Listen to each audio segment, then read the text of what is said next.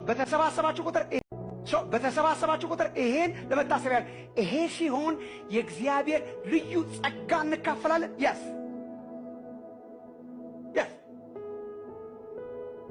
አለው ልዩ ጸጋ። ሰላም ለእናንተ ይሁን የኔ ተወዳጆች፣ እንዴት አላችሁልኝ? የጌታችን ኢየሱስ ጸጋና ሰላም በሁላችን ላይ ጸንቶ ይኑር። አሁን የሰማችኋቸው ዶክተር ማሙሻ ይባላሉ። የተከበሩ የፕሮቴስታንት መምህር ናቸው እና ሲናገሩ እንደሰማችኋቸው ስለ ቅዱስ ቁርባን ነው የሚናገሩት፣ ወይም ስለ ጌታ እራት እንዲህ አሉ። ለመታሰቢያ እንዲሆን ተሰጥቶናል፣ ግን በዛ ውስጥ የተለየ ጸጋ፣ ልዩ የሆነ ጸጋ ግን አለ። ልዩ የሆነ ጸጋ እንቀበላለን አሉ። ይህንን የዶክተር ማሙሻ ንግግር ያዝ አድርጉትና አንድ የሙሉ ወንጌልና ሳይቻቸው አንድ ነገር ላንሳ።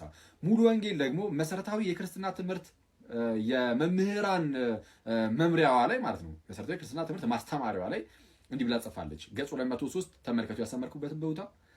እነዚህም የጥምቀትና የጌታ እራት ስርዓቶች ናቸው ካለች በኋላ በስርዓቶቹ ውስጥ የሚገኝ የተለየ ጸጋና በረከት የለም። ያም ሆኖ ግን ለጌታ ፍቅርና ትእዛዝ ሲባል ብቻ የሚደረግ ነው ትላለች። ሰው ለምሳሌ የጌታ እራት ወይም ቅዱስ ቁርባን፣ በዛ በቅዱስ ቁርባን የሚገኝ የተለየ ልዩ ጸጋ እና በረከት የለምን ያለችው ሙሉ ወንጌል በመሰረታዊ ክርስትና ትምህርት ማስተማሪያዋ ሰነድ ላይ ኦፊሻል በሆነ ሰነድ ላይ ይህንን ስርዓት የምንፈጽመው ለጌታ ካለን ፍቅርና ለጌታ ፍቅርና የጌታ ትእዛዝ ስለሆነ ብቻ ነው። ዶክተር ማሙሻ ግን ምን ነበር ያሉት? አይ ልዩ የሆነ ጸጋ አለው የሚል ነገር አስቀምጠዋል። አሁን ይህ ልዩነት በሉትራንና በጴንጤኮስታል ወይም በሆነ ዲኖሚኔሽንና በሆነ ዲኖሚኔሽን አይደለም፣ በዛው በፕሮቴስታንት ውስጥ ሆኖ ማለት ነው።